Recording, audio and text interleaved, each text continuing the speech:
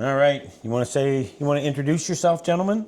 My name is Miles. My name's Nolan. Miles and Nolan, and you are where today? What's the name of our farm? Belgium. Belding Hill Farms. Belding Hill Farms.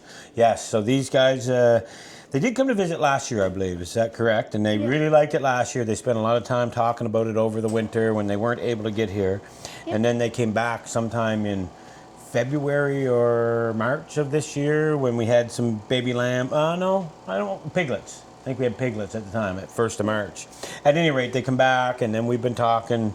Miles actually was featured in a different video about what? What were we doing? Looking to make a soda. You have to talk so they can hear you. Say it. In the make a soda woods. Right, we're in the maple syrup woods, so he came with us to do that as we collected some syrup one day, some sap.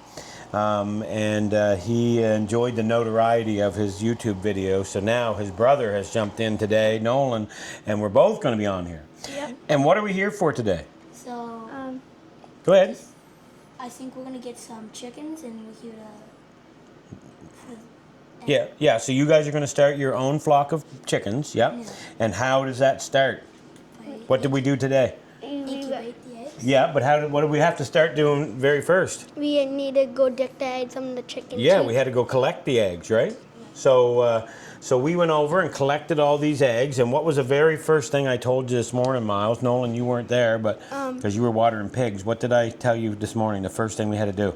Oh, you didn't know. We need to seep the eggs with the... Yeah, but what did I tell you? We could only use eggs out of the pen that has a what in it? A rooster. A rooster, right. And how did we decide that the rooster was a rooster? From the feathers. From the feathers. And whereabouts on the back of the chicken, or on the hen did we look? Bums. Kind of on their bums, right where their tail meets their back. Yeah. It's called their saddle. And roosters have to have what? Beak. No, but what do they have to have? What do their feathers look like in that area? Do you remember? They're pointy.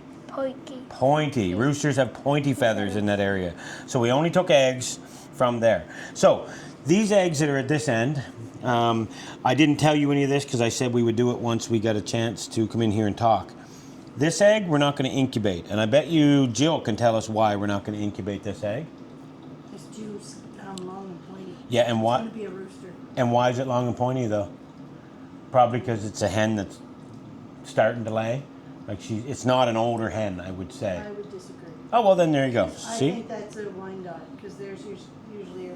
Okay, at any rate, this is so unusual, like shape-wise, we're not going to incubate that one. This one, the birds in the pen had cracked open an egg, and I think they ate it, honestly. And this, what you're seeing, this shininess, is some yolk, and that yolk will be just like glue, and it will never let that chick get out of there, even if it successfully hatched. So we're not going to use that one. This one, I can't remember why I put that one in there. I think it might have came from a pen that didn't have a rooster, I feel like, but it also has a bit of a long shape to it that I didn't like. And this one, we're not going to use because of this. And what that is calcification. So we know that the egg shell is made from calcium, okay? Yeah. Calcium is also what makes what? It's something that you have 206 bones. Of? Yes. Yes, you have bones, and this is calcium. So that will also just make that shell not the ideal shell for hatching. Okay, so we're just not going to use that. So then you guys can choose from any of these that you'd like to incubate, or we can incubate them all. So if we want to incubate them all, we'll maybe set these ones here, over there. And what was the other thing I asked you to do when you put these eggs in this tray this morning? Straight lines.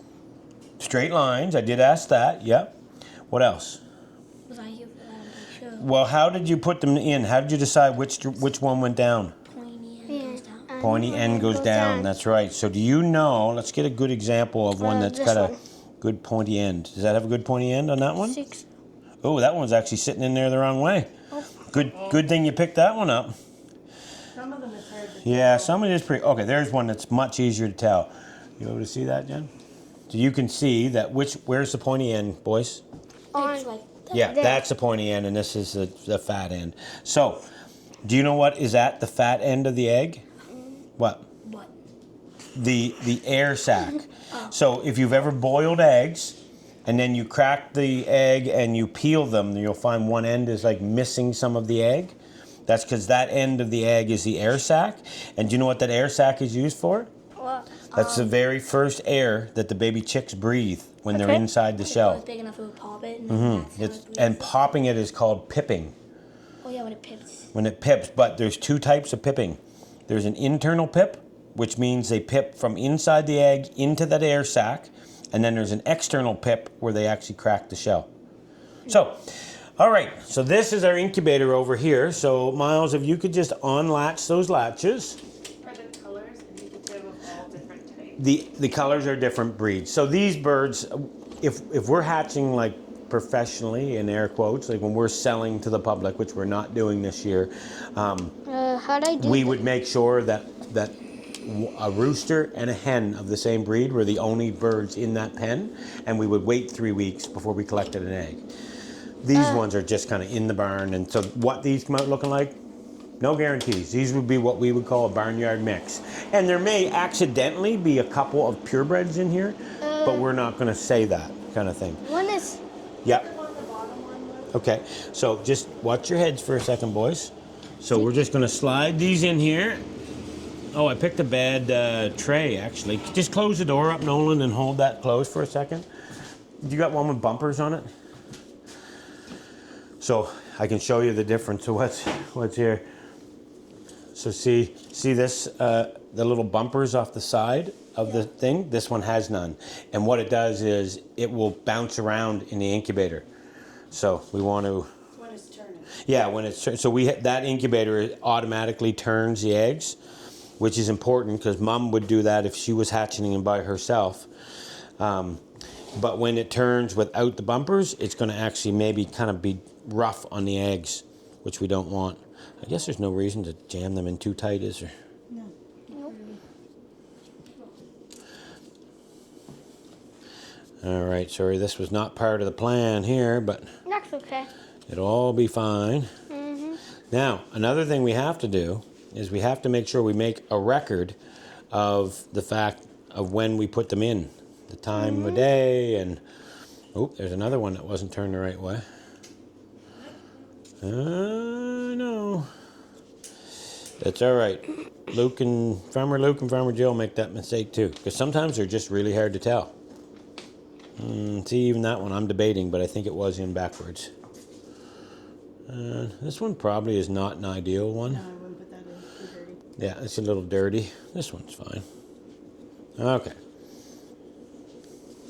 All right, let's try this again. Open her up there, Nolan. Okay, and you see we put it so the bumpers are gonna be held by those little rails. You see these side pieces? Yeah. Yeah. Oh, is there already there's eggs in there, hun? Oh, I put it in the middle one. See, Farmer Luke doesn't follow instructions very well. Same. There we go. Okay. Yeah. All right, so then this just folds over here. That folds over there. This one gives us a hard time. There we go. Okay. Now we wait. Now we wait. So, any guesses of how many days it's going to take before we get baby chicks? 21 days. 21 days. 21 Very good. days. Very good. Now, there'll be some that might come out at 20 or 20 and a half, and some will come out at 23. But generally speaking, 21 is where they're gonna Hopefully. come out. Yeah. So you'll have to. The good thing is 21 is exactly 3 weeks. So that means that it will be on a Sunday again. So you'd be able to come up and kind of see if there's any hatching on that day. So you'll have to mark your calendars for 3 weeks from today. That's the day that chicks are going to come. All right, and then it also means you have to be ready for them. So we'll do another video up about making a brooder and what kind of stuff you need. Yep. All right. Okay. Now, here's the biggest lesson that you're going to learn today. Okay. Nothing in life is free. That's a very important lesson to learn. And guess what I mean by that? That I'm going to put you to work now in exchange for these chicks. And that's your payment for the chicks. Okay. Does that make sense? Yeah. Yep. Makes sense. And so you're going to be picking some rocks and helping in the garden today. Oh, Yep. All right? Oh, And I know it may not be the most fun work in the world. Like what we just did is probably much more fun, but it's a pretty good lesson to learn that nothing in life is free, and when you want things, you work hard for them. Yep. Right? Yep. High five. High five. All right. Look up the camera, give a big sign out, and say, we'll see you in 3 weeks' time. Soon, See you in 2 weeks. See you, folks. See you, Smokes. Did it shut off? Just, yeah, if it didn't shut off. Is it still counting? It is. Yeah. Okay.